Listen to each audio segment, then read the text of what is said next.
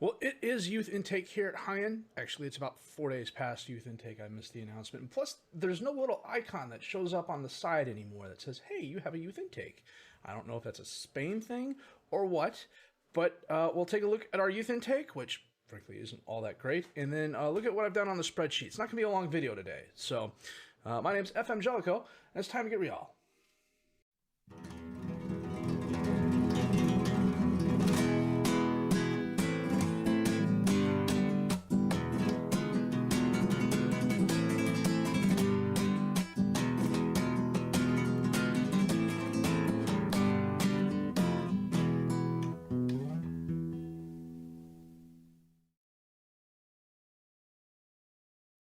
And here we are. Now, I have downloaded Zealand's Regen Face Pack, which is why my 16-year-old looks 40.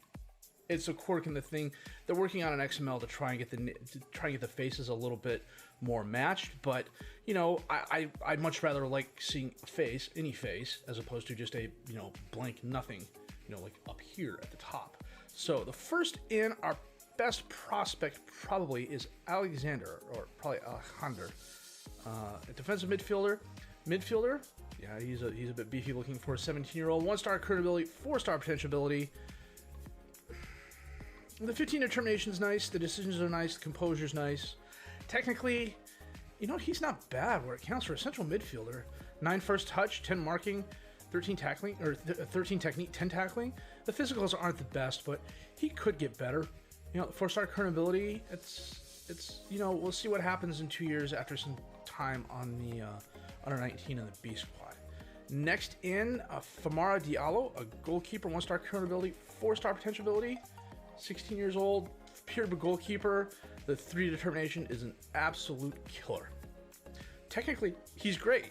The 17 reflexes is fabulous, 14 handling, 13 aerial reach is nice, 12 jumping reach is nice as well. Physically, physically, maybe he does look this old at 16 years old. He's a broken down old man at 16. Holy cow. We'll take a look at a couple more here. Matt Daniels, defensive right back, who can also play on the back line. Again, 3 determination. Yikes. Let me check something out here. Yeah, my director of youth development, or head of youth development, his determination 17. But his tactical style is park the bus and he prefers a 4-4-2. I don't know that would have anything to do with it, but man. Take a look at we'll take a look at 2 more here. Diego Martinez. Okay, 7 determination. This actually isn't too bad. 1.5-star current ability, 3.5-star potential ability. He could be a solid player at this level of football. The 3 strength is kind of low, but technically he's okay where it counts right now, and he'll only get better. And then Samuel Boniface. That looks like a 16-year-old. And the 5 determination. Again, killer. Inverted winger on the left. Winger on the right. Not bad. If I can figure out a way to get the determination up. And I know it's mentoring groups that get determination up more than anything else. He could be solid in the future as well. Man, I don't know. It's just... these low determination players are absolutely killing me here. Okay, here we are, the squad. Let me see if I can't increase the size of this real quick. Yeah, that's a little better. Here's the squad in September of 20. And as you can see, Antonio Jesus was making a decent amount of improvement. This is the squad in January of 21, and that's comparing them to September of 20. The 2 things that are going to jump out at you here are Habalilo, who is right here, and the fact that he is falling off in so many categories. This was after he was injured. He's 31 years old now, too, which is not helping him. And actually, if I go in and I sort by age here, it just took a few minutes for that to run. It's just, maybe that's why the injury has not helped him in any regards at all. However, you will see, I do have a couple youth players who have made big strides. Jose Miguel Marquez has improved in almost every area, at least 1, and in some cases 2. His tackling went up by 2, his anticipation went up, his concentration went up. I need to do this real quick. There we go. And then I've got a lot of other youth players who are improving as well. I've got a few youth players who are also falling off. I'm not quite sure why. Why this guy would fall off 2 in composure, and this guy would fall off 2 in composure. I'm not sure. Maybe they were injured. I just haven't been paying attention to it. But yeah, the Havalila thing is really kind of worrying. But the fact that a lot of my youth players are improving is nice. Hitting the wrong thing here. We want to look at one of the players I was looking at in terms of attribute analysis. I was comparing Jose Miguel Marquez to Pablo Parafita. Parafita is kind of an established player. He's a little bit older. I don't have age on here, and I probably really should have age on here.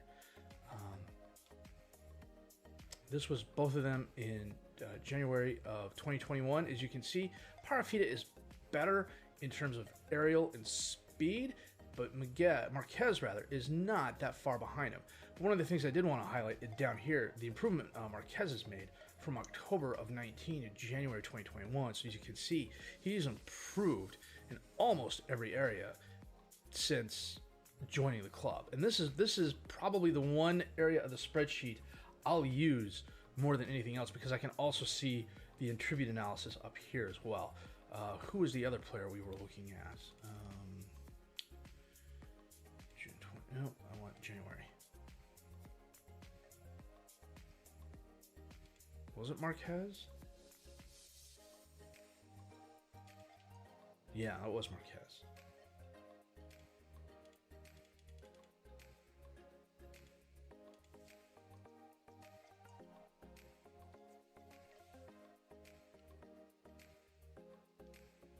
We have another player like Emilio Jose who also improved quite a bit as well. The other thing I've spent a decent amount of time on is the scheduling. I've decided to leave wages off for now because, frankly, I'm not in a position where I really think they matter. That could change if we get promoted this coming season. It's looking more and more likely we are going to finish in the promotion playoff, and finishing in the promotion playoff, there's always a chance you're going to get promoted. So if we go up to La Liga 2 next season, we are really up a creek because I don't think I have a team for it. And the last thing I want to do is get relegated right away, which means going out, scouting my ass off, getting a bunch of loan players in to ensure that we don't get relegated, which means paying a lot more attention to the salary then. And I also paid a lot more attention to it the first season because we were so close up to the wall against it. So, but the one thing I have been working on is the schedule. As you can see here, and I'll scroll down a little bit, I filled into up to the last episode, Merida and Cordoba. And you know what? Let me go ahead and fill that in now here. Okay, so Merida, we won. Cordoba, we lost. And Mostoles, we won. So that's where we are right now. As you can see, we are well above where we need to be for relegation. We have been since the third game of the season. One of the other things I've done is if you go back to Football Manager, you know what, which we'll do, and you can see how I've done here. You can go to the league table, and then up here under current season, up here under current season, you can go to past positions, and you can get this broken down week by week. You know, this is where they were for the most part. I hardly ever use this. It's nice to look at. It's nice to look at, you know, where you turn the corner. Well, overall, it's right here. First half of the stage. So at the January transfer window, good grief, I can't believe it took me forever to refine that. At the first half of the transfer window, this is where we stood. So what I did was took a screenshot of this, and then after a little editing kung fu, created a new column over here for mid-season finish. And as you can see, if you go across, and then what I did was some advanced sorting. So this was how I had the teams before. I wish I could explain this a little better because you'll notice the colors haven't changed.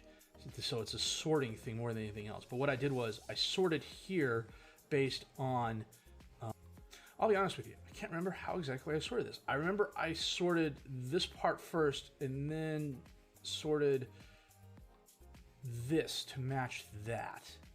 And I'm trying to remember how I did that. Holy cow, that's really annoying. I can't remember how I did that. But as you can see, if you look, for the most part, my guesses on the strengths of the squad were pretty accurate. The one surprise, well, the two surprises this year have been Betis Deportivo and us. Betis Deportivo was picked to finish 15th. They're currently 3rd. They're a decent squad. Extremadura has fallen down. There haven't been any surprises, I would think, at the lower end of the table, other than Recreativo de Huelva. You know, they were picked to finish 8th. Currently, they're in 12th, or at the halfway mark, they were in 12th, which isn't a big surprise. I think that's only 4 spots off. For the most part, the teams that were picked to finish bottom half of the table are finishing bottom half of the table. It's just a question of what order they're finishing in. The other thing I was able to do, or that did, was it goes through and recalculates your strength of schedule and things like that.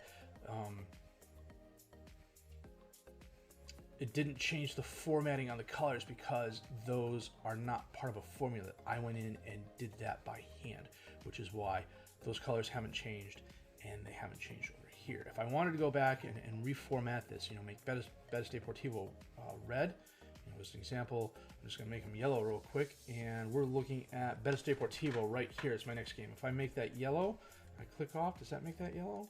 It doesn't. Why not? Oh, because I didn't do the strength of schedule thing over here. So if I make this a 2, or even a 1, so make that a 1, and I go back over here to Betis Deportivo, now they're a 1, now they're yellow. But instead, if I want to make them red,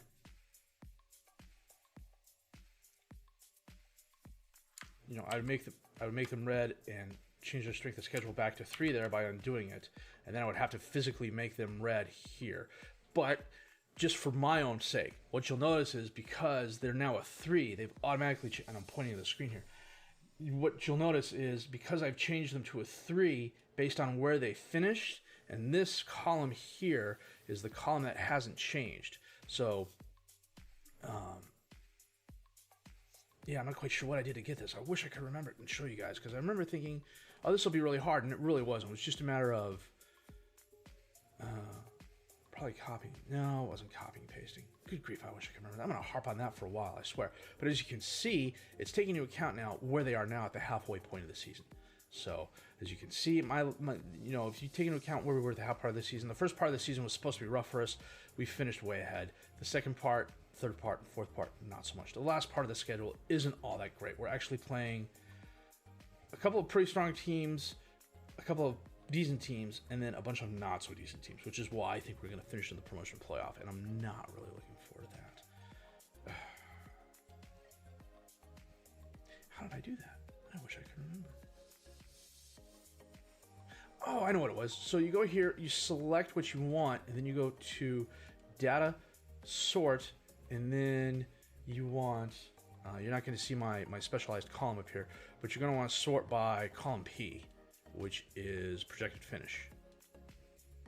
And then that sorts them out by that. And then in order to get them to match that, it was something else. Oh well. I'll probably figure it out before the next update. But anywho, that's where we stand now with the spreadsheet. Coming up at the end of the season, there is going to be a snapshot of the team in June of 2021, and then we're also going to have another tab that's going to compare the team as to how much they improved from May to June. I haven't found any tweaks or anything like that I'm interested in on the attribute analysis sheet. I think this right now is really, really good. What I should probably do is add an age and get that taken care of. It's possible to do that. See here real quick. If I drag this here, it's going to go NA. Maybe not. Anyhow, getting out to figure out age shouldn't be a huge deal. And age will play a big role going down, especially as we're looking to replace older players with younger players. But yeah, this is where I'm going to be spending most of my time going forward. So that said, if you want to see a tab or some explanations behind some things, or if you want to see me tweak something or do something different, let me know down below. Like I said, these are fairly short episodes, so I threw a lot of stuff against the wall. Hopefully most of it will stick, and I'm really liking how the schedule stuff's turning out. If I could just remember how I did some of the things, this is going to be a really big help going forward. And I think what I'm going to end up doing is just taking a screenshot of this and then reusing this as we go forward. I've tried, as you can see up here, in the past, you know, this part of the schedule here, and this is from my old Bossy save, and this part of the schedule here should look like this part of the schedule here, but the conditional formatting, for whatever reason, just does not like breaking it up into discrete areas of the spreadsheet. I could break it up into individual tabs, but there's already a ton of tabs on the spreadsheet. Anyways, I've got 42 going. Going forward, as we get further into the save, I'll hide a bunch. So it'll make, you know, picking and choosing between them a little bit easier, but man, a lot of tabs is a lot of work. So, that said, this is going to be it for the episode. If you did like what you saw and heard, please leave a like, subscribe to the channel for more content. Questions, criticisms, comments, leave those down below. I will answer those as fast as I can. My name is FM20. Thank you very much for watching.